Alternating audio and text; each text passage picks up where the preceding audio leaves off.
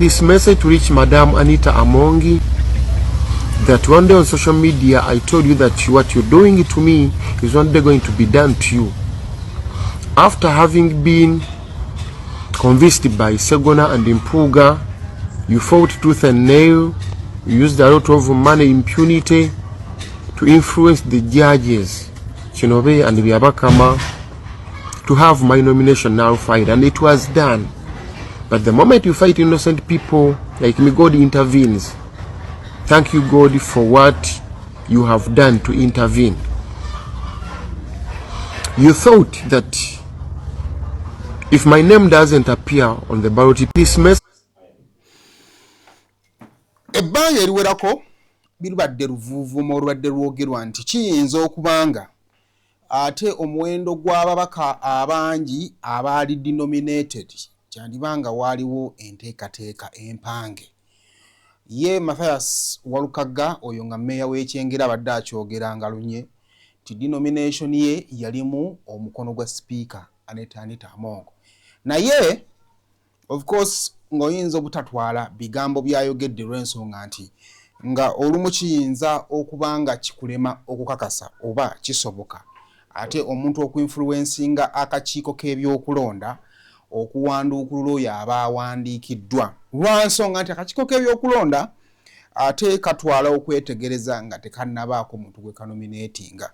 Kitegeeza nti nno kiyinza okubeera ekizibu okuwanduukulula omuntu ono. Wabula akalulu kano ke twakavaamu kyagenze mu record nti ababaka abawerera ddala 12 be basobola okubeera nga ate bawanduukululwa wadde nga baali bamaze okuba nga ate bawandiikibwa.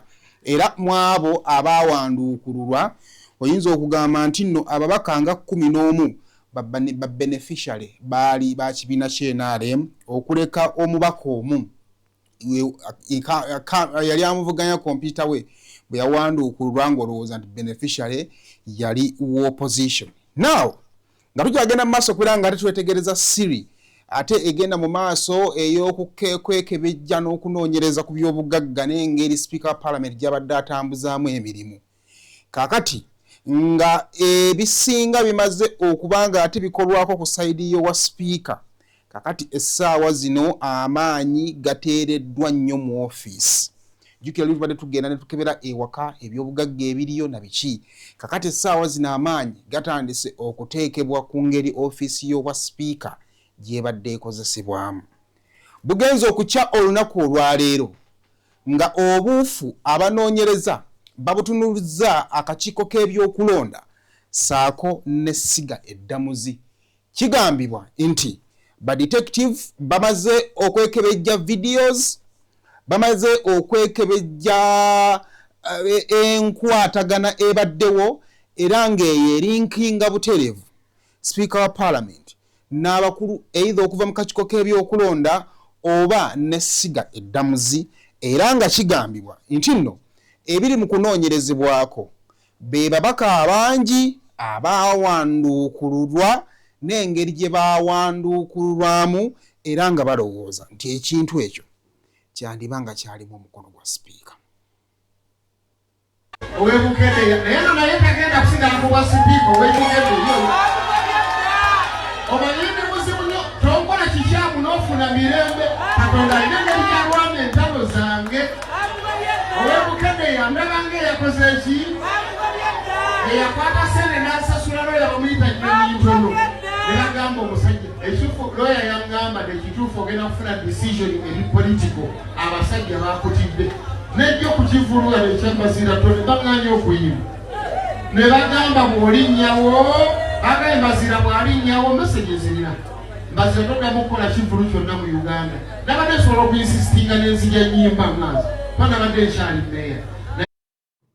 Abantu bonna ababadde bakwatagana ne Speaker of Parliament naddala abamuli ku lusegere twakutegeezezzaako nti ababaka 30 abo passport zaabwe zaabweyeddwa era ne system ne muyingizibwamu information nga ababaka abo tebakyasobola kufuluma border za Uganda.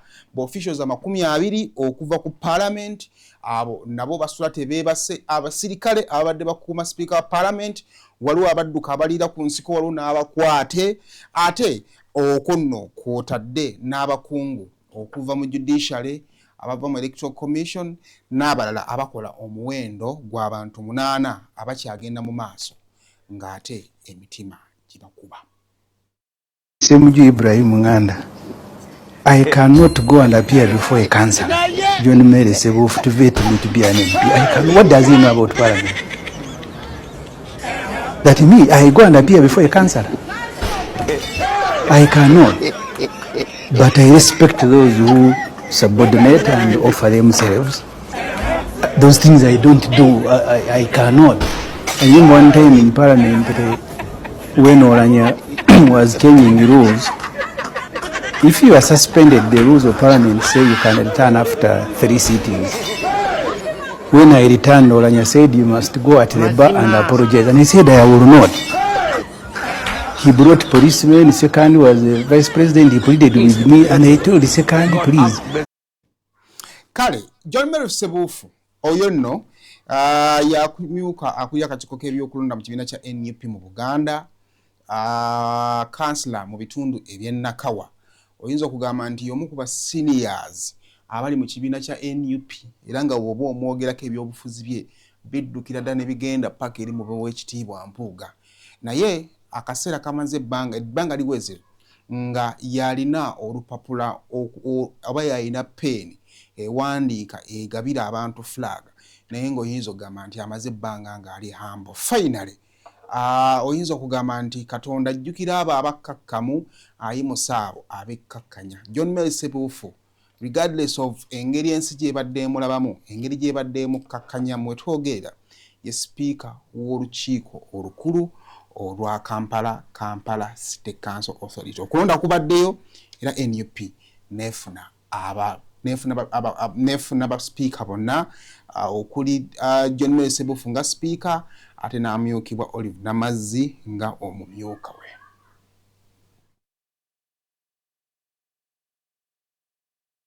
Meet our passionate creator, ready to bring ideas to life at Truth Design Academy. From mastering graphic design to creating stunning visuals, this is where creativity begins. But design is just the start. Lights, camera, action.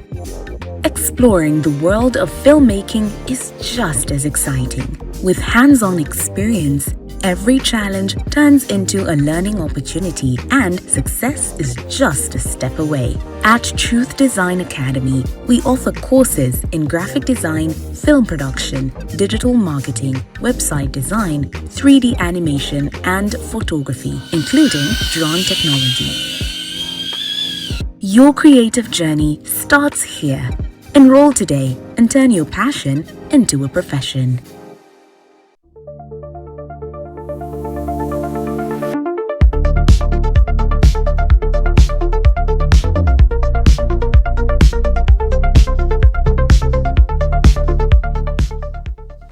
Nkwaniriza kusema official njagala okwebaza okubeera nga twegasseko n'olunaku olwaleero gigenze gitya gyokozeeko ate kansubire nti bitambudde bulungi naffe weetuli wano okwongera okubeera nga ate ensonga zino tezikwasaganya. Nkusaba okulayikinga vidiyo eno esobole okuba nga ate etambula. Nkusaba okukomentinga kituyambeko okufuna kiki gwe kyolowooza ate naawe watasubscribinga nga please subscribe ate ebintu byongere ddala okuba nga ate bitambulira ddala bulungi. Kale nzikiriza mbeere nga ate nkutegeezaako kuba naffe aba Millennial Logistics batika bintu bano bitika babijja China nga babyeta mu ggwanga erya Uganda. Bakutegeeza gwe Munnayuganda yonna gy'owangayira gy'osinziira nti bw'obanga weetaaga omuntu ayinza okukotikkira ku bintu ebireeta e Kampala ng'obijja China wandibadde obeekwata. Ate bakutegeeza nti nno gwe nawe ayagala okutandika okusubula naye nga toyagala kulinnya nnyonyi Millennial Logistics bakutegeeza nti nno beekwate basobola ddala okuba nga tebakuyambako ne bakugatta ne supplier naye ng'oli Kampala n'okola order y'ebintu byonna by'oyagala kati bo ne kye bakola ne babijjayo ne babitikka ne bituuka e Kampala. Kale enamba yaabwe y'essimu gikubeko oba basange ku ofiisi yaabwe ku Shili Ganesh Plaza awo Nakasero opposite Hardware City. Kale the third global conference eriku substance abuse addiction and mental resilience ekomyewo tugenda Canada basibo ne bannyabo nakuzomwezi 11 mpaka nakuzomwezi 12 je tugenda okubanga tutambulira twagala okubategeeza nti bwobanga oli eyo nga weegomba ddo okulinnya ku nnyonyi okugenda Canada naye nga walina okuyita tomanyiiwo nkusaba obeere nga tokozesa omukisa ogwo kakati invitation weeziri kubira abakulu musobole okubanga ate muteeseganya ate mala okuba invitation ya tujja kuyambako okubuulira wa watuufu wosobola okubanga ate oyita okufuna paperwork ate bwe tunamala okubanga tufuna visa tujja kuguidinga ku ngeri gy'oyina okulinnya ennyo gende Canada ate era naawe alina ekirowoozo ekirala tusobola okubanga tukubuulira ogenda kikola ddi era ogenda kikola otya okufaanaganako nga banna abakikola ne basobola okubeera nga bali successful munzikirize bannaye mba sabe mujje mumpagirire ku Auntie Cotilda Inapo. Cotilda Inapo ayina a stand-up comedy event egenda kubona kuzomezi 2 June. Yes, yandibaddenga Eve ya Mother's Day agenda kubeera ku National Theatre mitwalo 3.5 abanajja ababiri. So Cotilda Inapo was the first female comedian this country has ever had. Ba comedian abalabira ku Cotilda Inapo ne bafuna confidence okujja. She's genuinely funny abamanyi comedy ngoludde mu stand up comedy omumanyi so mujje mberenga ate mumuwagira Cotilda Inapo.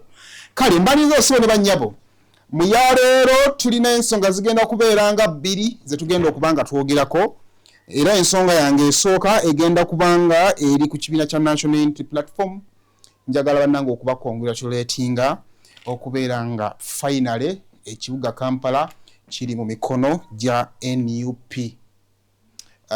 Bwe twava mu kalulu ko Lord Mayor, a lot of things happened era nga basinga abali ku Tale Center they suspect into obuwanguzi if actually they don't suspect ne okusinzira ku gundi zaabwe abalabira ddala nga obuwanguzi obumu bwatwalibwa. For example tulina Katongole Julius oyo tulina ono mwana ali mu komera so figures nyingi nnyo naye era wadde nga abantu abamu babanyola ensingo osobola okugamba nti obwagizi bweni UP mu kibuga Kampala bukyali bw'amaanyi era wadde nga waliwo sabotage here and there naye era NUP yasigala ekyalina majority era mu councillors NRM yaleeta ba councillors 16 ajukira NRM ereeteramu ne ba special interest groups abakozi abakadde n'abavubuka so balina numbers abaka balinga 5 awo ndowooza abajja nga bayise mu electoral college kati bogatako n'ebifeera bye bagenda mu maaso kulanga ati bataayiza ne baweza ba councillors 16 NUP nefuna ba councillors 18 kati bogatako ne Lord Mayor ne bafuuka 19 so tugenza okujja mu kalwako olunaku olwaleero nga NUP ina abalonzi 19 nga NRM ina abalonzi 16 naye bwendabye ekibadde mu council olunaku olwaleero n'enjiga y'ekintu kimu nti ebiseera ebisinga omuntu bw'ogendanga mu kuvuganya n'omuntu tomunyooma abantu gye bakoma okunyooma abantu ebyo bakozesa mu kubanyooma bye bakozesa okwezimba n'okwetereeza. Olunaku olwaleero NUP yeeweze ku tactics z'NRM. NRM weeba enaagenda mu kalulu tekuwa mukisa kyova olaba nti ne ku lunaku olwabiri mu emmeka olwa Friday eno date y'olunaku nagisomyeko wano mu mawulire naye Secretary General wa NRM yayise ddako kas meeting zigenda beera saa 8 mu State House Entebbe bayisa ababaka ba NRM bonna basooke bakokasinge basalewo ani agenda okubanga bakwatira flag basobole okujja okulonda speaker nga bamaze okukkiriziganya so naye ate nga numbers bazikola ki bazirina so n'olunaku olwaleero NUP abaali bagirabanga a disorganized group nebifaanaganako bwe bityo okusinziira ku gendo byeko the order was tutuuka budde bwe buti ate ku kitebe bwe tutuuka ku kitebe tujja babuulira engeri gye tugenda okuva ku kitebe babadde tebakimanyi nti babateekeddewo bus egenda okubastikka okubajja ku kitebe ebaleete ku council. Why did they do that? Kubanga bakimanyi nti buli bwoleka kansala najja amwesimbyeko ayinza okumuvugako mu process y'okumuvugako n'amupolota mugenda otuuka mu council ng'oli yakyusiza ekirowoozo kye. So oyinza okulowooza that was the initiative first of all eya Lord Mayor because kimukakatako okumakinga sure nti obwa Lord Mayor bwina naye ng'alina ne council mu mikono gye ensonga lwaki obadde osanga omuloodi Erias Lukwago ng'alina obuzibu mu kanso ti nga ye agugulana ne sipiika we alina ebirowoozo bye ne sipiika we alina ebirowoozo bye bwema muyina etteeka lye mwagala okuyisa sipiika ajja kugendako kasinge n'aba NRM just in case ofunye sipiika wa NRM naawe ogenda okakasinge n'aba NUP mumalirize nga mukuubagana ebigenda bireme kuvaayo naye olunaku olwaleero nga Lord Mayor wa NUP ne speaker nga wa NUP n'omumyuka yo nga wa NUP ojja kugamba nti essaawa zino singa obuweereza babugaana mu kibuga Kampala naddala mu kukkiriziganya ku flow ojja kulowooza nti waliwo abalemesa so John Mary Ssebuufu asobodde okuwangula ate ne Olive Namazzi n'asobola okubeera nga ate awangula kambawe katono nnyo nga bibadde ate enkomewo kalonde kakume bwakabba kabani Honorable Namazzi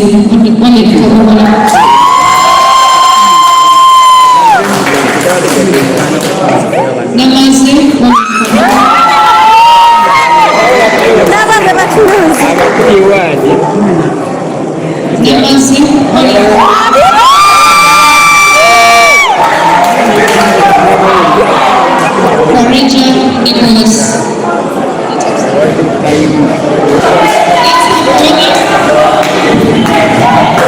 Can we count the ballots, please? 15, 16, 17, 18, 19, 20.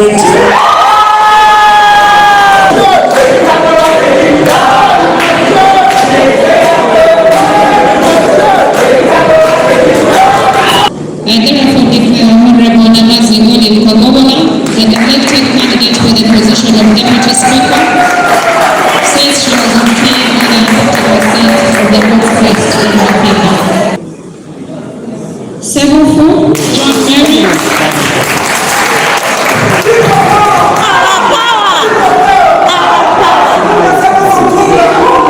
Ssebuufu.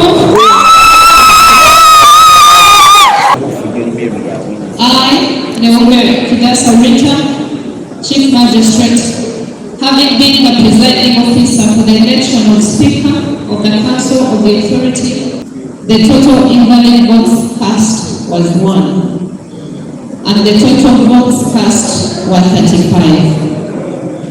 I therefore declare Honorable Ssebuufu John Mary the elected candidate for the position of Speaker, since he has obtained more than 50% of the votes.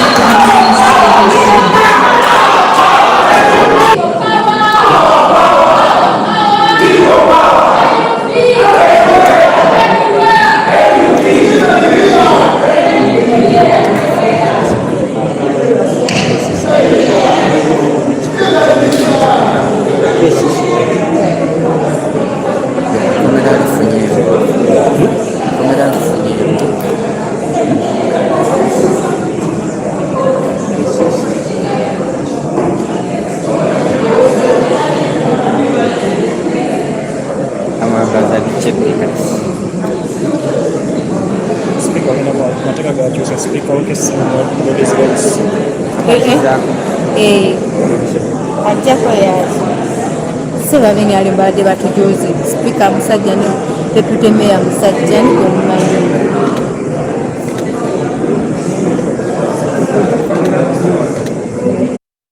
kale John Mary Ssebuufu, congratulations. Nina gundi bbiri ku John Mary. First of all bukakamu, yes. John Mary nga okutegeezezzaako nti bw'ongeraganya ku bannabyabufuzi abali mu NUP omuteeka mu generation z'abali abaasookawo naye first of all njagala kulowooza nti yafa nnyo ku personal growth ye ng'omuntu. Kati ngenda ku example nti John Mary Ssebuufu oyo of course ali ku kakiiko akagaba kaadi mu kalulu ka 2021 ye yakisigalayo ku bwa councillors ku kansala naye ekibiina ne kiwa mukyala w'ekkaadi ogenda okwesimba w'e Masaka ku district. Abamu ku bakulu mu kibiina kya NUP abaali e Masaka ne bagaana okuwagira mukyala wa John Mary Ssebuufu ne bakubira Joan Namutaawe campaign. Okategeera era gyonna awangula akalulu ne kati yakomyewo nga mbaka wa NUP. Kikyembalengezaako okugirayo nti mu bbanga lyabadde mu buweereza bwe asigadde mu kkakkamu. Ekyokubiri royalty. NUP emabegako awo ebadde nno mu kattu naddala etwali mu kalulu k'obwa Lord Mayor nga ali ku lukiiko lw'omuloodi kyokka ate nga mukulu mu kibiina kya NUP. Ssebuufu teyaddukako ku ludda lwa muloodi nga bali mu kukola emirimu gy'obuloodi. Era omuloodi mu kaseera konna we yalinga akola emirimu ng'akola gya bwa Lord Mayor, Ssebuufu yabeera waawo wadde nga Lord Mayor ate yali agugulana n'ekibiina. Kyokka ate omuloodi ate Ssebuufu teyalabwako ng'adi campaigninga flaga bearer wa kibiina kya NUP ingini abalimu ezo.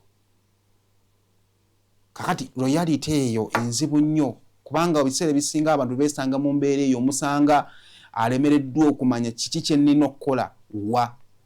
Oli wa NUP ina flag bearer ebalimu ezo. Kyokka ate mu council edda oli mu kuweereza n'omuloodi. Omuloodi alina waakwetaaga ku mirimu gy'obuloodi. Naye ate pate ekwetaaga okusigala ku standiyo.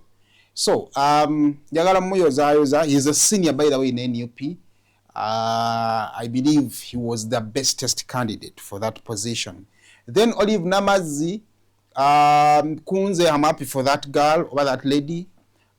First of all, mupia mu kibiina kya NUP nate si mupia mu council naye ndowooza n'okukongratulating aba NUP nti omuntu eyakajja ne mutatandika kumutunuza musonga mulunwe nti oyo yakajja so mukuffe oba okategedde bulungi ne bamuwa ate n'ayita. By the way, Olive in a special way ku bululu bwafunye obululu 20 John Mary Ssebuufu afunye obululu 18 kubanga lwakalulu ka NUP akafudde oli ataddeko John Mary Ssebuufu atinateekako ne Namazi ne kafa.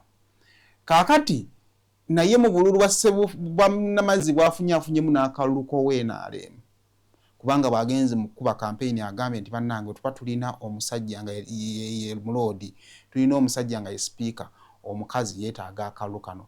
Kitegeeza nti mwogezi asobodde okukonvinsinga side eri n'ababa yamuwa akalulu. Osanga lona abalala bali baagala omuwa akalulu naye nga baagala kulemera ku kye bakkiriziganyizaako. So I want to congratulate you mwenna no congratulating ekibiina kya NUP. By the way, statistically nja kufuna obudde nje tu reviewing local councils zonna kasooka emala okulayira nja kujja ntu reviewing NUP gyegenze ba councillors gye balayidde esobodde okufuna ebifo by'obwa speaker bimeka. But mu kalulu kano NUP badde more organized than it was mu kalulu kali. Kitegeeza nti bamastarinze bayigidde mu nsobi ze baalinga bakola okumanya bw'oba oyagala okufuna obwa speaker teweetaaga bwetaazi namba, weetaaga okumobilizinga namba ezo zimanye ekituufu ekyokukola. Kale munzikiriza awo nveewo. Kakati ku nsonga yaffe ya Anita Among, olunaku olwaleero tubadde mu break, tewali kifo kyaziddwa era oli ayinza okugamba nti era kale. Wabula abakulu okuwummula n'akasiriikiro tekitegeeza nti baamaliriza ebintu bingi ebikyagenda mu maaso. Olunaku olw'ejjo nazze wano nentankana mu mmotoka, bannaye siri specialist nnyo mu mmotoka munansaasira naye nga nzeegomba. Kaakati naye mu mmotoka ezaaboyeddwa olunaku olw'eggulo mwabadde mu Mercedes Benz Maybach, eno yenga badde ne personalized number plate, twabaddemu ne Lexus SUV, twabaddemu n'endala motoka zabadde Toyota SUVs ezabadde ebbiri nizo ze TX nezikola emmotoka 4 z'emmotoka 6 omugatte ezaakaboyebwa bannaffe ab'ebyokwerinda. Kakati enteekateeka yandibanga evudde kati mu kubowa egenze kwetegereza details ebyo ebiboyeddwa. Kakati abali mu kunoonyereza bye bali mu kukozesa okubeera nga batuuka ku kinyusi ky'ensonga gye beetaaga. Wabula bw'oba olina abantu wano wammanga bateeke mu ssaala, it doesn't mean nti bannaye bazza omusango, libateeke mu ssaala baleme kulabikira mu lisiti z'abalina emisango. Bw'oba olina omukwano gwo oba ow'oluganda ku lukiiko olufuzi olwa paalamenti e11 muteeke mu ssaala.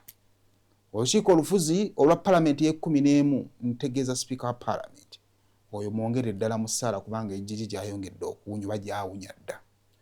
Omumyuka wa sipiika Thomas Tayebwa mwongere mu ssaala wadde nga yafunye nomination ya CDF ebiyinza okuva mu SEC ne caucus singa bimuwanda kitegeeza nti naye olwo luyinza okuba nga terunaggwa okukuuba ogatta bakomishona abana abaali batuula ku parliamentary commission. Bakomishona abo abana bwe mboogirako amannya gaabwe gampe ku mpewo wano nga some nga abantu bagalaba. Bakomishona abana aba parliament nabo bw'obanga olinako owooluganda basabire baabano beweetaaga okusabira. Esther Afoyo Ochan muteeke mu ssaala kuba ne mu parliament ndooza teyadda. Mathias Mpuuga muteeke mu ssaala ali naye mu parliament teyadda. Solomon Sirwanyi naye muteeke mu ssaala saako Prose Akampulira nabo bateeke mu ssaala.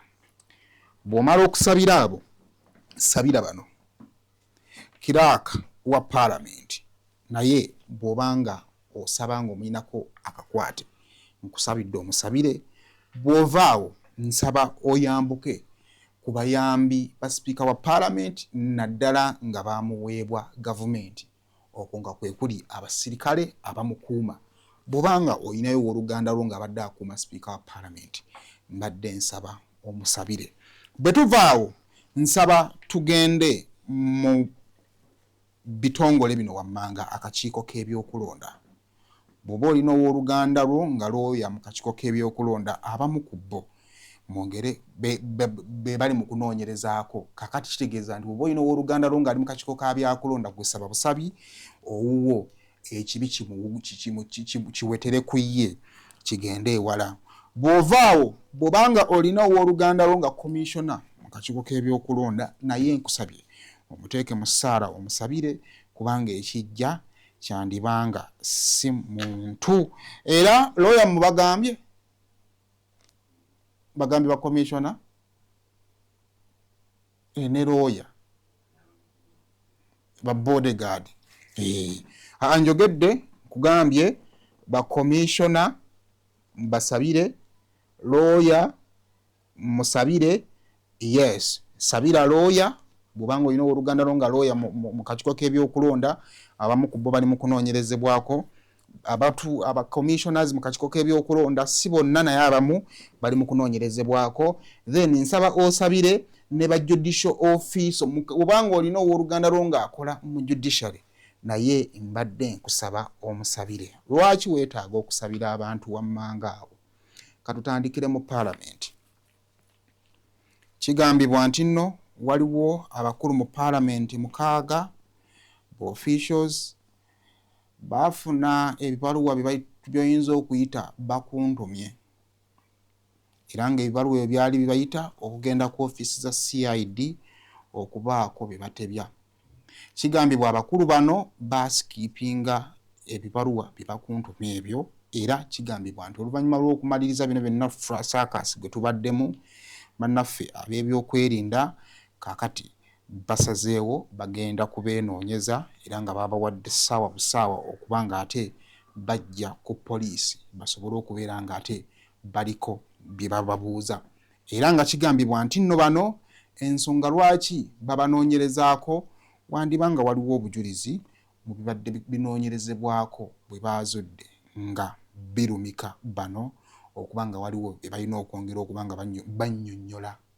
So bw'obanga olina owooluganda sayidizi eyo wandibadde omunoonyerezaako. Kakati ekiriwo ekirala abakuumi ba sipiika Aneta Among okusinziira ge tulina ku lunaku olw'omukaaga ab'ebyokwerinda bwe bagenda mu maka ge waliwo abaalabuka ng'abakulu tebannabuuka kugwa mu kikomera abamu ne beemulula ne badduka wabula abamu baakwatibwa.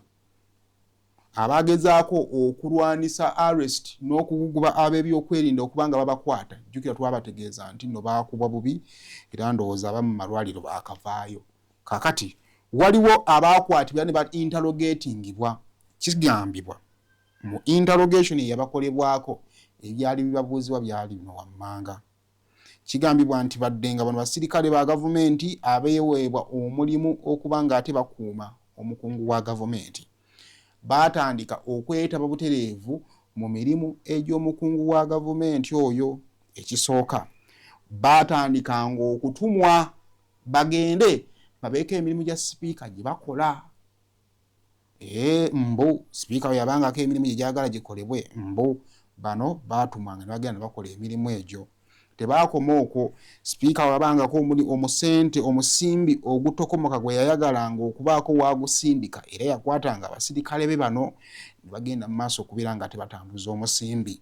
Ate nga jjukira mu kunoonyereza kuno kwe tulimu paalamenti gavumenti eri mu kunoonyereza kumanya mayitire n'engeri sipiika wa paalamenti gy'abadde asaasaanyaamu omusimbi gwe. Kaakati balina kubanga ate bakozesa bano abaatambuzanga omusimbi bongere okubanga ate bagunnyonnyola omusimbi ogwo baagutwalanga wa. So ekyo kyekiri ku bakuumi ba sipiika wa paalamenti Anita Among balina okunnyonnyola ensonga ezo wammanga. Abo ngamba vuddeko tugende mu paalamenti. Mu paalamenti waliyo ebintu biringanga bibiri. Twakutegeezezzaako ku bakungu ba paalamenti naddala abaka ba paalamenti. Kigambibwa nti waliwo ekiragiro ekyafulumye era ng'ekiragiro ekyo bakiyita batya mu luzungu. Ekiragiro ekyo kiteeka kibuze, kigambo ky'oluzungu kibuze. Naye kibanga kugamba nti oyo bamuteekako akalambe, ekigambo ky'oluzungu kye kimbuze ekituufu ekyokuba okukozesa.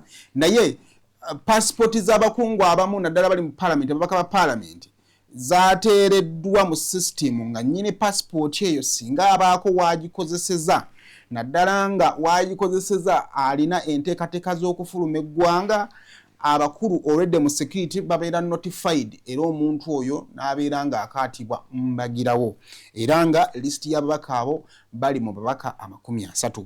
Ababaka abo kigambibwa nti bibadde bali ku lusegero bwa sipiika wa paalamenti ate era ababaka abo be babadde bagenda mu maaso okubeera nga ate batambuza emirimu gya sipiika. Ababaka abo bagambibwa okubanga olumu contracts ezibadde zitambulira ku paalamenti awo babadde bagenda mu maaso okubeera nga ate bazeegabira. So eyo naye waliyo emiranga bw'oba olinayo omuntu omusabireko omukama ate ayongera okubanga ate amugumye kubanga ekijja mayibulaza si muntu. Ababaka ba paalamenti si bamaze. Kaakati abantu abatunuulira okusukka ebintu bwe bitambulira bagamba nti sipiika wa paalamenti Anita Among asobola okubanga ali ekyo ekimulowoozebwa okubanga kyali, wabula tasobola kubanga akikola yekka. Kaakati awo nno olukiiko olufuzi olwa paalamenti oba lumanyiddwa nga Parliamentary Commission we luyingiriramu.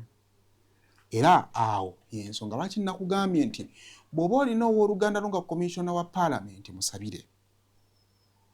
Ensonga lwaki mu ssaala eno sitaddeemu Joel Ssennyonyi kibadde open nti Joel Ssennyonyi ebiseera byonna abadde nga avangayo ne yeekubira enduulu n'agamba nti nawulidde nti komishoni yatudde nze tebampise. Bannange nawulidde bakomishona beegabidde ssente nze sibiriimu. So mu mbeera efaanaganako bwe kiti wadde ng'olukiiko olukulu olufuga paalamenti ne leader of opposition alina odutuulako naye ojja kugamba nti nno ssaawa zo leader of opposition yaliko is excused lwansonga nti yalemererwa okutuula ku lukiiko olwo olw'ensonga nti yalemererwa okukwatagana obulungi ne mukama we presiding officer wa parliament era chairman oba akulira olukiiko olufuzi olwa parliament Parliamentary Commission nga ye speaker wa parliament. Kakati bakomishona ba parliament bano sigambye nti balina omusango, njagala munkwate bulungi, naye ekibuuzo kiri nti bw'abanga emivuyo egy'essente egyogerwako gyali mu parliament kitegeeza nti abakulu bano balingawo nga balaba ebintu nga bikolebwa. Kitegeeza nti abanga bateeka mu stampu emisango egivunaanwa speaker wa parliament Anita Among equally nabo gibavunaanwa era speaker wa parliament byalina okuddamu nabo osanga basobola okumuyambako okubanga babimuddiramu. So nabo mubasaabire Now abalala abakulu ab'okusabira beba Electoral Commission. Kakati waliwo amawulire agafulumye ne gagamba nti ku lunaku olwokubiri waliwo meeting era nga meeting eno yali mu looya w'akakiiko k'ebyokulonda era nga bakama be baali bamukunya. Kigambibwa nti waliwo Kateero era nga Kateero eno yalimu looya w'akakiiko k'ebyokulonda, mwalimu bakomishona babiri okuva mu kakiiko k'ebyokulonda saako n'abakungu babiri okuva mu ssiga eddamuzi. Kigambibwa nti abantu bano 8 beekola ekigenyi mu kalulu ke twakavaamu era ng'ekigenyi kye beekola baasalangawo okuwanduukulula abantu nga bwe baali baagala. Era okusinziira ku ba detective bagamba nti balina footage oyo nga balina footage ebifaananyi ebirinkinga abasatu bano, balina operations ezirinkinga abasatu bano, ate balina ne communication enjogerezeganya ezirinkinga abasatu bano. Kibagambibwa nti omulimu gw'abakulu bano gwe baakola gwe gwavaamu denominations ezasukka obungi mu kalulu ke twalimu ak'omwaka 2026. Onajjukira nti almost ba candidates 12 bawanduukululwa era mu bwangu ategeka ono nga yeesimbye obuyanja ewa Minister wa Finance eyo yawanduukululwa. Sharifu Ntanda yali yeesimbye Isingiro North wa Bait Lwamirama yawanduukululwa. Reste Kyalimpa yali yeesimbye ku kifo kya Isingiro Woman MP yali wa kibiina kya NUP yawanduukululwa. Masse Rebecca Abedichan yali yeesimbye ku kifo ky'omubaka w'enebbi omukyala yali yeesimbyewo ne mukyala wa Eddie Kenzo Fiona Nyamutolo yawanduukululwa. Saako ne Mathias Walukaga yali yeesimbyewo ku Busiro East Constituency yagenda maaso okubeera nga atawanduukululwa. Wabula okusinziira ku banoonyereza bagamba bwe bati nti kale waliwo abantu be bawanduukulula tewali yali agwanidde kuwanduukulula naye waliwo be bawanduukulula nga n'okuswaza biswaza. Kaakati bw'ogenda mu constituency eya Budyope East Constituency ye wali omukulu amanyiddwa nga Muliira ono yali yeesimbye ku mwami wa Speaker wa Parliament Moses Hashim Magogo. Wabula ono yali abaddeko ate omukozi wa gavumenti akakiiko k'ebyokulonda kamuwanduukulula okukakkana nga Moses Hashim Magogo azenga independent, naye nga baali beekwasa nti nno ono yalemererwa okugoberera amateeka agalambika abakozi ba gavumenti agabategeeza okulekulira emirimu gyabwe ennaku 360 nga tebannava ku mirimu gyabwe. Wabula bano ne bagamba nti nno omukulu ono yagenda okunominatingibwa nga tamaze kuyita kawaayira ako. Wabula okusinziira ku Muliira yali avudde ku mulimu gwenge ennaku z'omwezi 15 April omwaka 2025, kitegeeza nti yali amaze ennaku ezisoba mu 5 yali amaze ennaku 5 nga tali ku mulimu. Wabula akakiiko k'ebyokulonda kagenda mu maaso okubawanduukulula. Ebiswaza ebirala waliwo abantu abasaavingibwa empapula ng'ennaku z'omwezi 23 Novemba ezibategeeza nti nno baali bawanduukuluddwa. Wabula kigenda okuzuulibwa nga bano abasaavingibwa ng'ennaku z'omwezi 23 nga bategeezebwa nti bawanduukuluddwa. Okusalawo kwali kwakolebwa ng'ennaku z'omwezi 18 Novemba. Kitegeeza ki? Nti bano bagenda okutegeera nti nno balina omusango ogw'okwewozaako nga kooti ebavunaana yali etudde ng'ennaku z'omwezi 18 nga tebamanyi, era kooti eyo neekola okusalawo. Naawe ab'ebyokwerinda baagala kumanya abakulu bano baali bakolera ku order za Speaker wa Parliament ku ddiiro ki? Baali bagoba ki okusobola okutuuka okuwanduukulula abantu abangi bwe bati okutuuka ku extent ne tugenda mu kalulu ng'abantu abamu balemeseddwa okubeera nga bagenda mu maaso okubeera nga ate bavuganya ate nga baali bataddemu ssente zaabwe nnyingi. So embeera y'okunoonyereza bwetyo bwegenda mu maaso essaawa zino buli muntu yenna nga olina enteekateeka zonna z'obadde otambuza ne ziba nga zibadde wansi wa mmeeza teweeyibaala abasajja bajja ngenda kukomawo mu kitundu kyange kiddako n'ebibadde mu kuziika Kalangwa naye broadcast eno nsaba ebe ng'ekoma wano.